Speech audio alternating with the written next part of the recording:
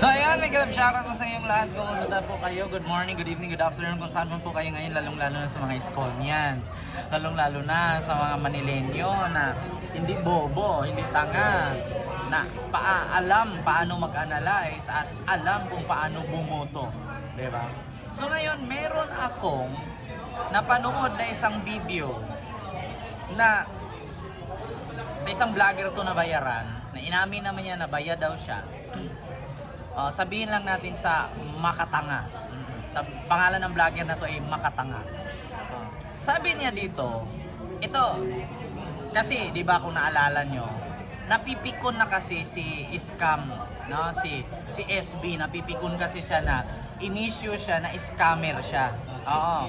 Actually, totoo po yan na inisyo siyang scammer siya kasi nireklamo po siya sa Raffy Tulfo in Action sa pamamagitan ni De Villanueva ng dati niyang empleyado. So yun po ay literal, yun po ay totoo at milyon-milyon po ang mga nakapanood.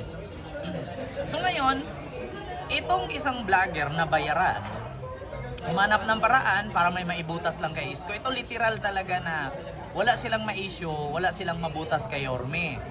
Kaso nga lang, nung napanood ko yung vlog na to, natatawa ako. Nag-content ka na nga lang, sunog pa rin yung idol mo or yung sinusuportahan mong politician.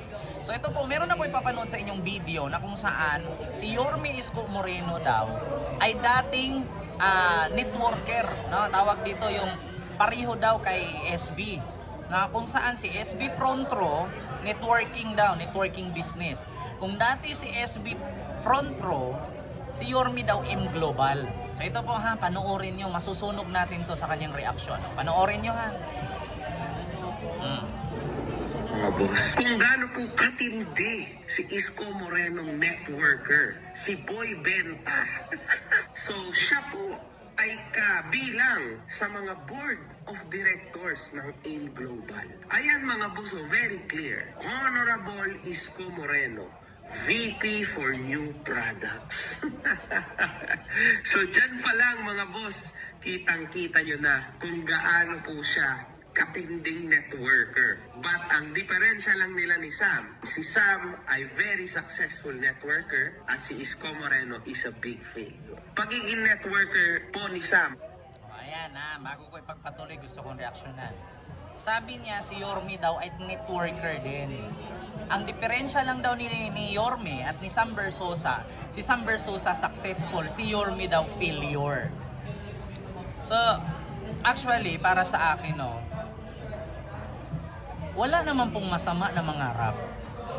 At least kung hindi man nag-success si Yorme sa pagpasok niya sa networking, no, industry or sa M Global, at least si Yorme hindi na reklamo sa Raffy Tulfo in Action at hindi napapanood ng daan-daang milyon na Pilipino, not only in the Philippines but in the world, na nakatatak na scammer. Diba? Aanhin mo yung pinagyayabang mong successful, kung marami namang tao ang nakapanood at napaghunahusgahang scammer. At least si Yorme, kahit sabihin mong hindi nag-success sa kanyang business na sinalihan na M Global, at least yung M Global, wala kayong nabalitaan or nareklamo sa social media na nang budol sila. Diba? Dito pa lang, alam mo, sa totoo lang makagago, ito lang masasabi ko nagtanggol ka na nga sa sinusuportahan mong politiko, bobo ka pa rin. Hindi ba naisip ng politikong pinagtanggol mo kung gaano kakabobo? Napapahiya yung pinagtanggol mong politician. Bakit? Sinabi mo na si SB successful, si Yorme failure. At least si Yorme hindi natulpo. At least yung M Global ni minsan, hindi ko pinagtanggol ang M Global ni minsan hindi ito na reklamo, hindi nasampahan ng kaso, hindi na issue, at hindi napapahiya kung sino man ang chairman or CEO sa business na yan. Nagpapatunay lang na ang M Global hindi bodol, hindi scam. Bakit? Kung bodol sila, kung scam sila, edi dapat sila yung napatulpo. Bakit yung sinusuportahan mong politiko napapatulpo, nirereklamo? Diba? Ang kaibahan lang daw ni Isko at ni Sam Versosa, si Sam Versosa successful. Successful ang bambubudol. Si Yorme, failure. At least, failure. Diba? At least, kung failure man si Yorme, at least hindi inisyu na ng scam. Sabi pa nga niya dito, pagpatuloy natin, sabi niya dito sa video na to, na ito ba daw ang kadahilanan na kung bakit si Yorme na-aristo noon dahil ba daw sa M Global Hoy Technot, makagago. Gumawa ka na nga lang ng kwento, wala ka pang ebidensya. Yung nahuli po si Yorme noon, no? Nung inaristo po si Yorme noon, hindi pa siya mayor at that time dahil po sa sugal. Hindi po dahil sa networking company. Hindi katulad yan sa idol mo na napatolpo kasi may empleyado na na-scam at nabudol. Biruin nyo, para maraming maengganyo sa negosyo ng sinusuportahan mong politiko, magpipicture sa house in lot tapos sabihin sa kanya. Magpapicture sa mga sports car para sabihin sa kanila. Para maraming maengganyo at sumali at magda-downline sa kanila. Ganon ang strategy kung paano sila manloko. Didikit sa sports car. Tapos sabihin, thank you so much, may sports car na ako dahil sa front row. Ending, hindi naman pala totoo. Yun ang sabi ng empleyado ni Sam Versosa sa tulpo. Nakikipicture lang daw sila. Pumapasok sila sa magagarang bahay at magagarang sasakyan at sabihin sa kanila para marami silang madala or maiingganyo. Sino ang totoong networker? Or networking company or industry? Sino ang budol? Di ba? Pa-continue natin. Ang pinatitira niya sa kanyang mga vlogger, sa kanyang mga tao. Hindi nila alam ng mga tagapagtanggol nitong tao na ito na si Isko Moreno was once that guy too. Ang hindi nila alam, ito lang ang diferensya. Marami, pero dalawa yung pinaka pang-underline talaga. Sabi sa successful one, Isko is a failure. Pangalawa, front row is legal, super legal, okay? At itong AIM Global, hindi natin alam.